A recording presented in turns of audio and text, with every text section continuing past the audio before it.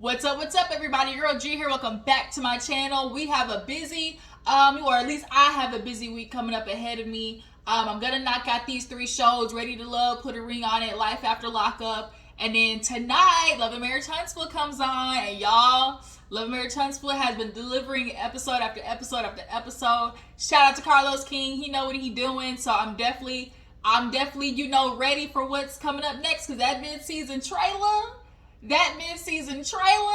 Kiki done effed up the thing. Like, Kiki is literally looking at gasoline and she said, bitch, I'm gonna set it on fire. And now everything's just lighting ablaze, yo, girl. She is lighting shit up, okay? But we're gonna go ahead and knock out all these other shows. And we're gonna talk about Life After Lockup first, y'all. Life After Lockup, another messy ass show. I don't know how people do it. Like, somebody of sound mind and common sense like me, I be watching shows like this and I'm just like, girl, like, how do you not see this?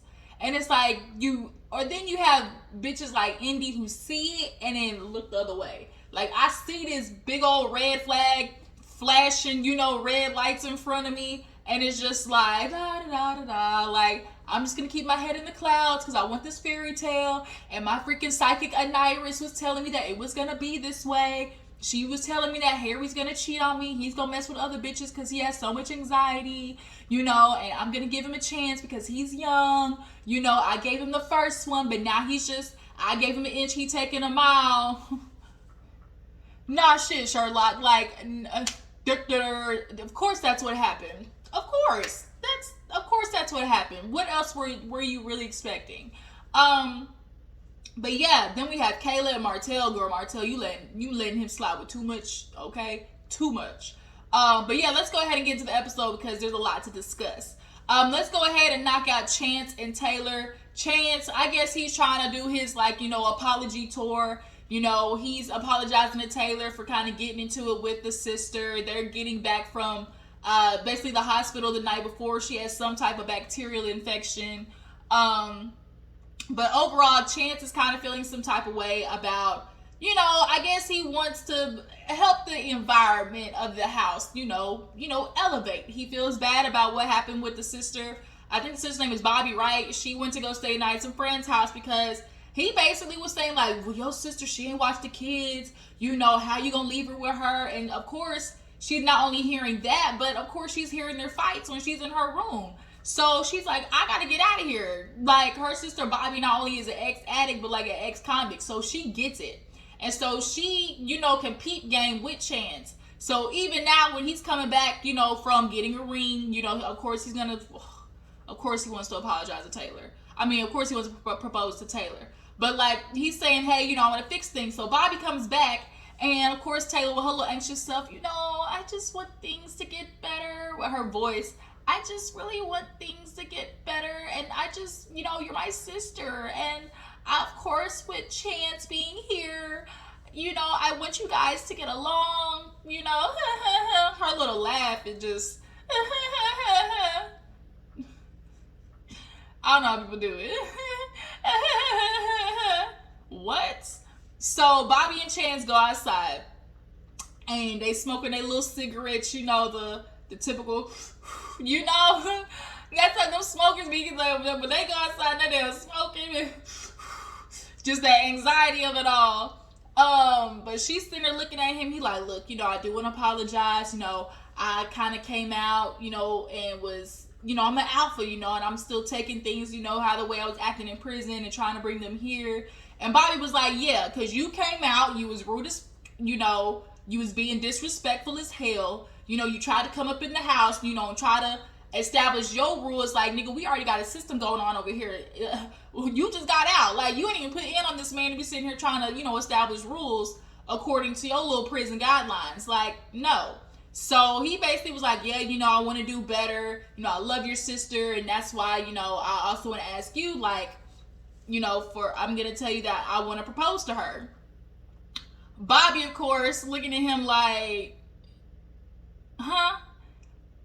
Why? Like, this is too soon. And he's like, well, we've been talking for a year. She's like, exactly. Y'all been talking on the phone. Like, people always want to throw in how long they've been having this, like, this prison window relationship, like, oh yeah, we've been together 2 years, oh yeah, we've been together 3 years, oh yeah, we've been together 1 year. No, y'all been talking for 1 year. Like she said, like, y'all having that, you know, through the window relationship is totally different from you being in the real world. Like, you don't know shit about each other, and here you are coming to this house. She's like, I'm watching how you interact with the girls. At least we know Bobby is, she keeping her good eye on that bitch, you know, like, she's paying attention to Chance, you know, she's saying, I'm looking, like, I'm looking, so that's good to know. And as long as Bobby is there, like, I have a little bit less anxiety of it all, because Bobby gonna call him out.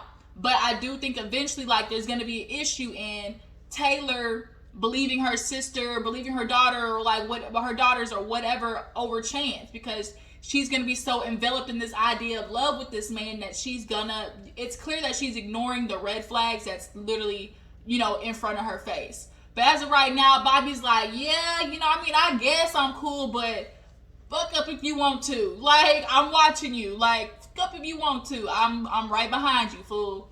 So let's move on. Let's go ahead and knock out Kayla and Martell. So Kayla and Martell in the car, I guess after his haircut, you know, she called herself fake pulling off, leaving him at the barbershop because he like, oh, she can't come in. What? Who are you to tell me where the fuck I can go? Like, so he driving. First of all, mistake number one, why the hell is he driving your car? Why is he driving your car? Like,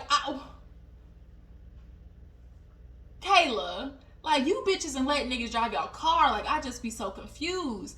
So he driving and she's getting pissed off because it's like, I don't like how you talking to me. You talking to me like I'm some child. You disrespecting me as if I ain't done nothing for you. Of course, and he's so very nonchalant with his shit. I think that's what riles her up even more. Man, who you talking to? He's just sitting there driving. Lower your voice. You know, like, why you talking to me in this tone? Like, he just sitting there driving. Yeah, you better watch out. Like, what you doing? Like, who you talking to?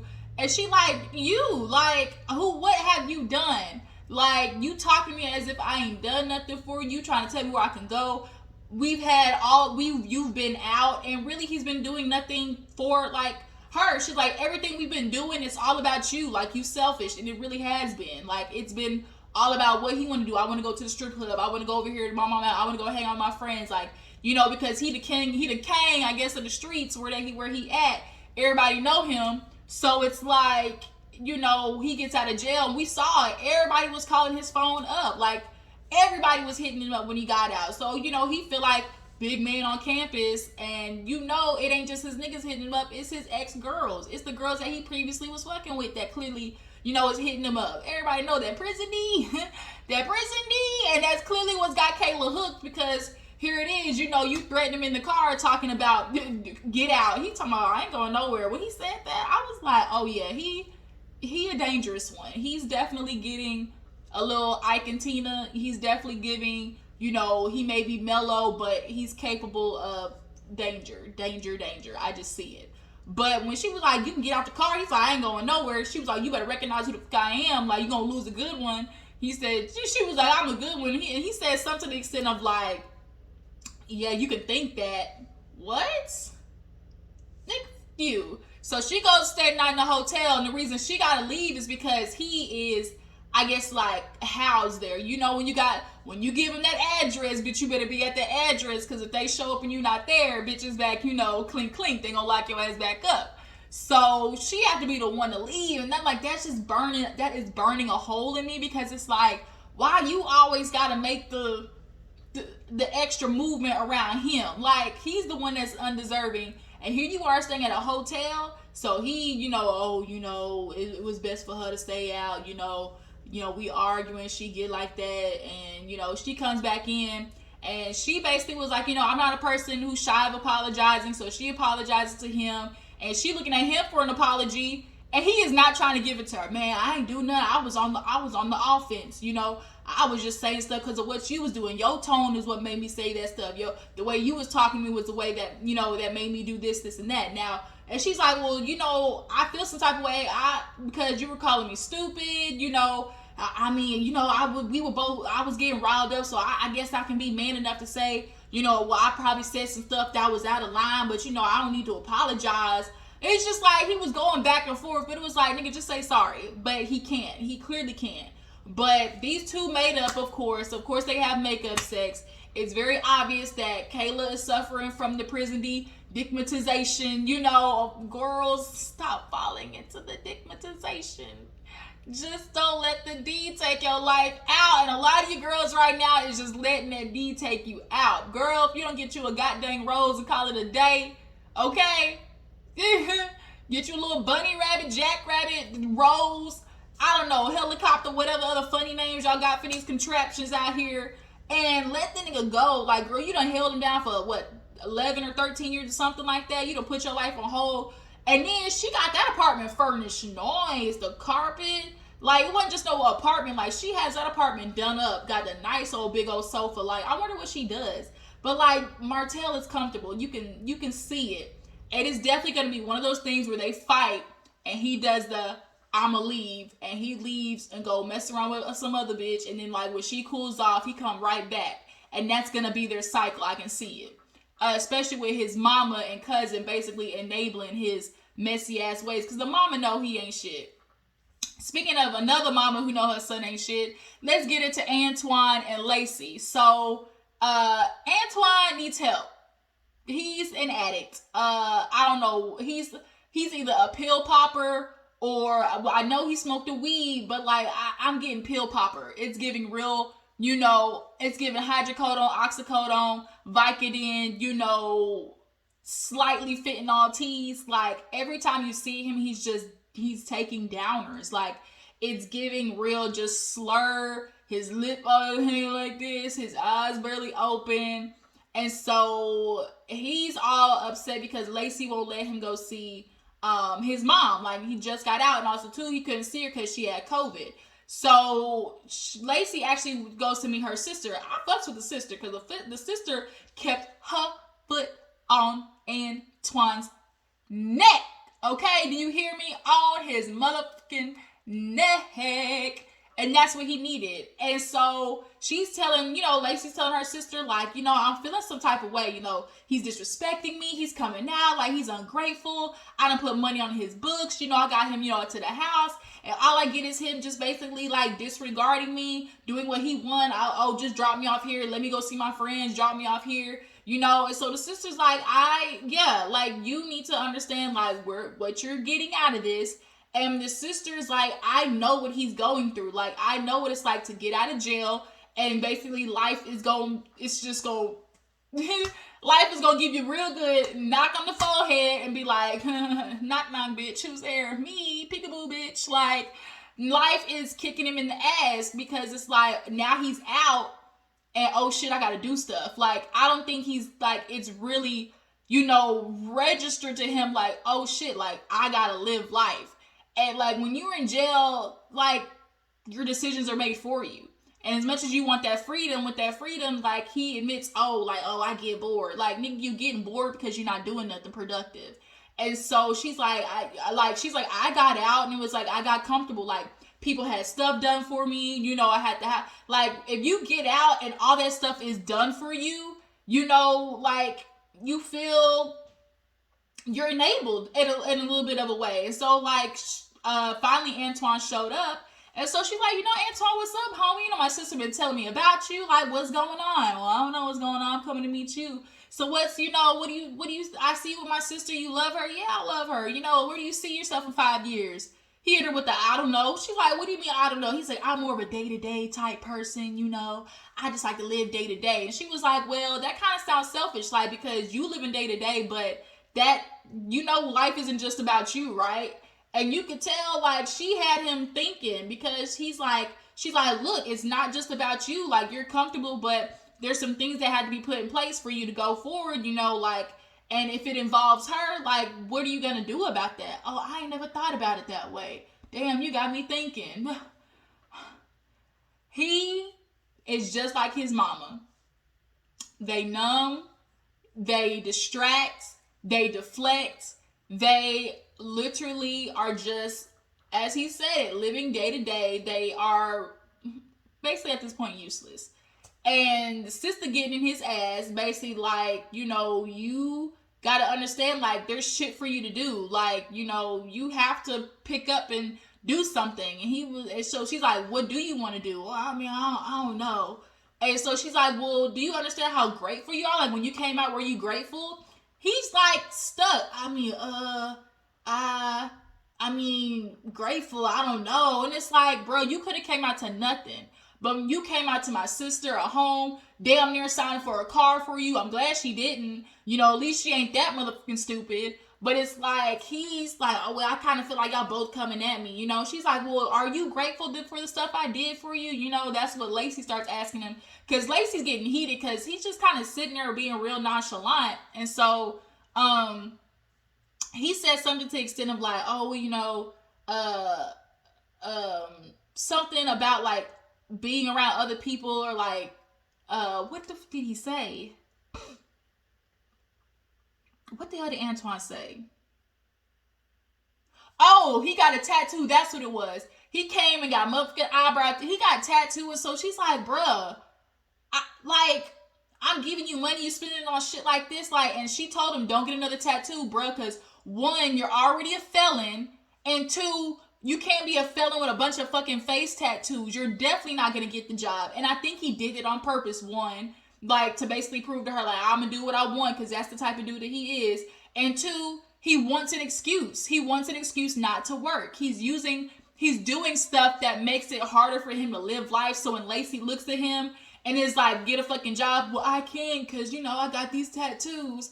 And tattoo removal is expensive. That takes multiple sessions. So it's just kind of like, he's self-sabotaging. And so now she's just kind of looking at him like, yo, what the fuck?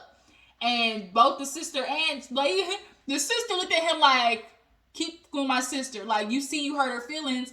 Ain't you gonna say something? I mean, no. Like, what did I do? I didn't do anything wrong. And so she's like, you keep with my sister, we gonna have a problem. And so he actually ends up go see his mom. The mom, she still dosed the fuck out. It's just like she's slurring just like him. So he take a Uber because he ain't got no motherfucking money or a car. And I'm sure Lacey paid for it, but he gets in the Uber, goes to see his mom. Of course, they're happy, but it was awkward. It was like he wanted to hug his mom, but didn't. Like, he still, like, it was weird. Like, I don't know if y'all noticed it. Like, she kept trying to hug him, but he was like showing her love, but at the same time, like, I don't know, it was weird. But basically, it's just been him and his mom. Dad been locked up for drugs. I'm just gonna assume mommy and daddy was kind of acting like a crack baby, Antoine. So I wouldn't be surprised, knowing now that your dad's a drug addict, that they was just in there, humping and dumping, on ecstasy. That's what it's giving. And so he sits down with her and he's like, yo, what's up? And she lets him know that she has like some shit called cirrhosis or something like that. And so she's like, yeah, it's like stage 1, 2, 3, 4, then cancer. I'm at stage 4. And so he's like asking questions, of course. And he realizes like the only thing like for her to be able to do is get sober. And it's like, I don't know if she can get sober. Like, she has to be sober 6 months to even get put on the list. And I think cirrhosis affects your kidney with alcohol. So it's just kind of like, your mom is alcoholic. She was drunk as fuck with Lacey. And then she started asking about Lacey, and he's like, man, she good, but we keep getting to having problems and issues. And,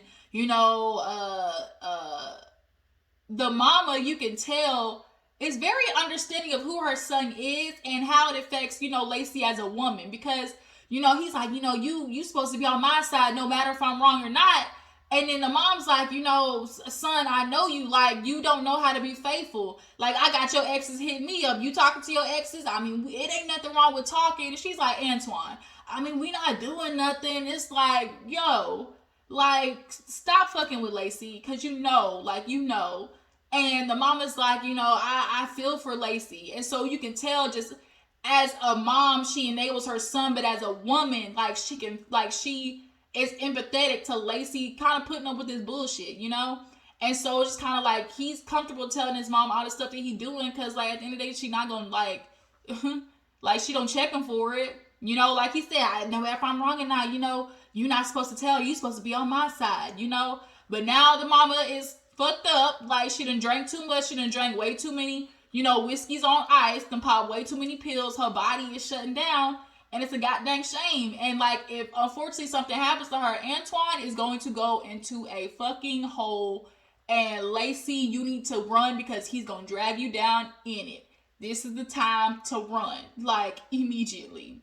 So Chazz and what's that bitch name? I didn't mean to say it like that. Branwin. Basically, Chazz, he is footing the bill for Branwin and her stripper ass daughter, who's taking the same steps as her, going the same, life path as her. It's so unfortunate. It's so unfortunate because when I watch Branwin, I really do see a woman who just lost her way.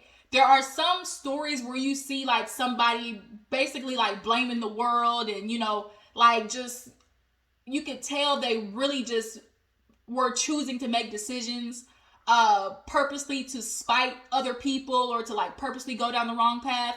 But I just kind of feel like Branwin just was trying to survive, and in trying to survive, you adapt to your environment and doing shit. And I really just feel like she, is a girl that...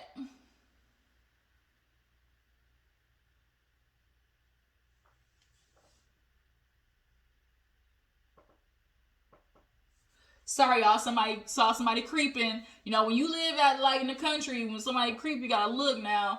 But yeah, I just really feel like Branwin is just giving real like I got caught up, and I really do feel like if she just had good therapy and just really soul search, I really do feel like Branwin is capable of changing the course of her life, and she's trying to start that with Chazz. Her daughter's like, Chazz. She's like, what do you think about Chazz? The first thing she says, well, he's short. And she was like, girl, your mother's getting older. Like, she's basically telling her daughter, girl, shut the fuck up, don't ruin this for me. Like, look, he may be short, but I'm trying to do better. Let me do better, bitch. Like, she basically telling her daughter, shh, don't mess this up for me. So the daughter is a stripper, and I think at the same club, matter of fact, that Branwin worked at. So now it's like, oh my God, now she's like concerned. Like, I hope you're not doing the same. Like, she's like, I'm not doing drugs or nothing. She's like, I didn't start out doing drugs. Like, they go get their hair done and they take a moment outside, and Branwin basically is crying to her daughter, like, I'm sorry. Like I tried to do better. There were moments she tried to get her daughter, but when people tell you like, oh, she's better off without you, that kind of makes you subconsciously feel like, well, shit, is she better off without me? Like, I don't have nothing together. And that makes people decide like, to like basically release in a sense, like, I'm gonna relinquish that because like I don't have nothing to offer her. And sometimes kids would much rather be with their parent and try to figure it out, than not be with them. And she's saying, I'm 19 now, and I probably spent a total of 6 months with my mom. So it's kind of like, damn. But what is, a light at the end of the tunnel is the fact that, she's not a daughter who's like she doesn't seem resentful. She seems like, you know what, mom, I understand like addiction is a disease. It takes, going to therapy and fixing that, and you just didn't have access to that. I love you, and let's, move forward. And now Branwin's stuck between, okay, staying here with her daughter and actually spending time with her daughter, or choosing Chazz and going to Kentucky, where it could be a fresh start for her, where she feels like, damn, like, here's this dude helping me, like, the daughter's like, he ain't like your asshole boyfriends, clearly, like, Chazz could be a fresh start. They go out to eat, Chazz card swipe declined, the sister paid for stripper money. I said, what the fuck? About to hit the club and dance like a stripper. Hey, ain't got a nigga. Hey, throwing on the liquor. Hey, about to hit the club and dance like a stripper. Dance like a stripper. And dance like a stripper. Who is this pulling up? Oh, that's my mom. All right, y'all. I'm fucking around. Let me move on. So she basically paid for her stripper bucks, and now Chazz kind of feels stupid, and now Branwin's embarrassed because it's like, I'm supposed to be bringing this new man to you, and bitch, he can't even cover the lunch bill. So now it's like she's stuck, So moving on, who else we got to talk about? Rick and Raydean. Basically, Raydean's playing the fuck out of Rick. Like, Raydean is using him. They go on a little motorcycle ride. Rick is doing everything he can to try and pull Raydean into loving him. And, he's buying her a jacket, a leather jacket. They're going to go. And Raydean and these goddamn, spread out teeth of hers is basically mad that Rick is, like, trying to figure out his place, in her life. they're sitting on the wall, and he was just like, I'm just asking, you know, like, where do I fit in? Stop asking me, you know, let's just go with the plan. Like, let's just take it day to day. Like, you know, I want you, you want me. Like, let's just let it be what it is. What the no. Like, she sound like she giving real, like, dude play, where dudes just be like, man, let's just take it one day at a time. You know, let's not rush into nothing. But you still want to be doing the stuff that entitles, like, relationship. You know, and basically she's admitting, at least, like, I can't confront Rick, because then that makes me have to accept the fact that I'm really fucking up and I'm the bad guy. You know, you're using Rick. You got the love of your life, whatever, in prison for 4 more years. And you basically want him to just sit there until she comes out. Like, that's really what it is. She would keep messing around with Rick, let him spend his money on her until old girl get out. She gonna dump his ass and move on. And now he gonna be all motherfucking suicidal, you know, and he might off himself, you know, because he done feel played, you know. And so they actually at the house, he was like, oh, who you talking to? Your pet convict? And she gets pissed off. Pet convict? Pet convict? What if I called you like a pet biker? Like, that's so up. She's upset and everything. You ain't gonna do that, you know. You ain't gonna talk about her like that, you know, F you. So his friend came out and was like, what's going on? I don't know what he wants from me. You know, we together. You know, I'm showing him everything. Like, and now he wants to always, you know, pressure me into stuff. And she's like, well, you know, it's obvious that you don't have the same feelings for him that he has for you. And don't you think it's fair for him to, like, ask, you know, to try to figure out where, you know, y'all are in a relationship? Well, we know where we are, and, like, you don't know nothing about me, so you can't even judge me. She's like, I'm not judging you. I'm just saying, what I see is my friend going above and beyond for you, and the minute he asks, hey, what's going on with your little girlfriend, you get pissed off. And she's getting pissed off because she knows, like, what she's doing is taking advantage of Rick. And Rick, you're stupid because you're this old ass man who keeps feeling like if I spend money, which is what you dudes do, if I spend enough money, she'll fall in love with me. If I spend enough money, it'll prove that, you know, I'm the one she needs to be with. If I spend enough money, she gonna sleep with me and she'll fall in love even more. Like, that's what you dudes do. Y'all use money as the cure-all, and then when the bitch plays you, you feel like you want to, you know, feel used, but it's like, you the sucker, she just licked it. Okay? So I feel like I'm missing somebody. Oh, last but not least, Indy and Harry. Indy mama pop up, knocking like somebody, like the bounty hunter, okay? She pop in, hello, motherfucker, like, Indy's like, damn, what you doing here? And she's like, I can tell on the phone something's going on. What's popping off? And she's like, well, you know, things with Harry. And she's like, I could tell. She's like, I could tell things were going on with you and Harry by the way you were on the phone with him.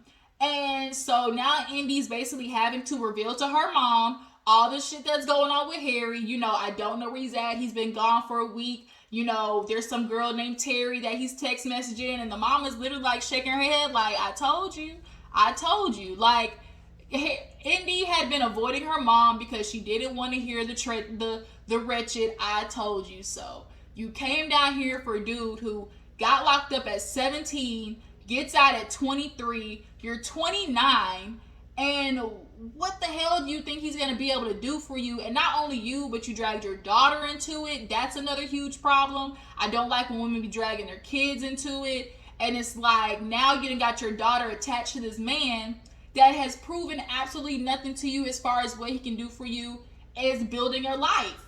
And so Indy calls Harry and she's like, where you at? I'm over at my sister's house. So y'all know Linda, she called the parole office on his ass because you're not going to disrespect me and think you're going to lay your head here at night. So I guess he done moved over to Carla's house, and that's really all Harry's going to do. Harry's going to jump from house to house to house and just shit his life away. Like, that's really what's going to happen. And the women in his life are going to allow him to do it. I guess he liked the little, like, the guard that was at the halfway house. You know, she pushes me and she's sitting there, okay, we're going to get on a job, a car. You know, she's sitting there writing down this life plan for Harry. But I hate to break it to you, boo-boo, he ain't going to do it. But yeah, so Indy mama like had Indy, call Harry up, and she the one. I mess with Indy mama so motherfucking hard. Like, she is hilarious. And I just don't understand how Indy is her daughter, because like your mama got so much sense, but girl, you don't. So she pulls up to Harry, Harry think it's Indy, and she pulled that hood off, and he said, "Oh shit!" Like he saw a ghost, y'all. He was like, "Oh, okay, like what's up? What's up, Harry? Let's go on a drive." Like, she's like, she basically pulled up, "Let's go on a drive." And see, she's smart. See, mama been around the block, and she been around the world, because she knew if I get this hoe in a car, he can't go nowhere. Because Harry, he the walking off type of dude, So if I trap him in this car, he can't go nowhere. So she's talking to him, and she's like, let me hear your side. What's going on? He was like, "Well, I don't know what to tell you. I ain't got nothing from my side." She's like, "Well, you want to know what Indy told me?" He's like, "Well, what'd she tell you?" "Yeah, she told me about Terry." Who the fuck is Terry, Harry? Who's Terry? You staying over at Terry's crib? Okay, so now it is you telling my daughter to come down here. You filling her head full of mess, saying that y'all gonna be together. She thinks she the only one, and so I'm guessing this Terry bitch thinks she the only one too. But come to find out, y'all all sister wives. Like, is that what I'm getting out of this situation, Harry? I mean, like, he just quiet. I mean, do you want me to talk? Do you want me to explain something? Because mama was going. She really was. Okay, let me hear your side, Harry, what it is. I mean, ain't no point in saying, because you already got your mind made up, and I do. But I still want to hear what you got to say. Like, try to make it make sense, Harry. You got my daughter down here with my grandkid. You got multiple girls you talking to. You cheating on my daughter. And you still want her to stay around. You got locked up at 17. You gonna come out at 17. Like, what are you doing? The mama is not having it. And basically, Harry, he high, so he's checked out. Like, you can tell. Harry stays high 24/7. He's got that Antoine thing going on. They done got him to jail. I guess it's legal wherever the freak they at. So they just stay smoking weed all day, trying to, like, I guess. First of all, you on parole. I'm confused about that. Like, how are they smoking and on probation/parole? Like, I'm just a little confused about that. Like, are you scared you're gonna fail the drug test and go back? Like, I just make it make sense, Harry. But nonetheless, Indy, at this point, your mama's bringing you and dragging your ass back home. She's not going to watch her granddaughter be living in somebody else's house like that. How you at his sister's house and Harry's nowhere to be found? Like, Harry, you too old. I mean, Indy, you too old for that. Like, I get it. Anais, and Harry sold you a dream. But it's time to wake up, boo-boo. Like, Harry is out here. He for the streets, as they like to say it. He is community peen. And you be lucky if he don't bring you back nothing. Because dudes these days have no problem, having sex raw and coming back to their girl. Like, it's just unfortunate. And I don't think you want those problems. So I'm glad that, her mama came down. She had the handcuffs ready. She said, "Oh, looky there. Look at that. I had the handcuffs." So I was like, there you go, mama. But she taking you back home, Indy. And that's what it is. And we see on the finale next week that, I guess Indy and Harry are going to finally have their standoff, their final standoff. So we'll see how it goes. But that was life after lockup, you guys. We have a lot on the roster today. I still got to knock out Put a Ring on It, as well as Ready to Love, the reunion. So y'all stay tuned. Y'all tell me how you feel about this season, how you feel about each of the relationships, and who do you see actually staying together, and who do you see, splitting? Who's Splitsville? Y'all make sure to follow my Instagram and Twitter, and y'all stay tuned. I will catch you guys later. Deuces.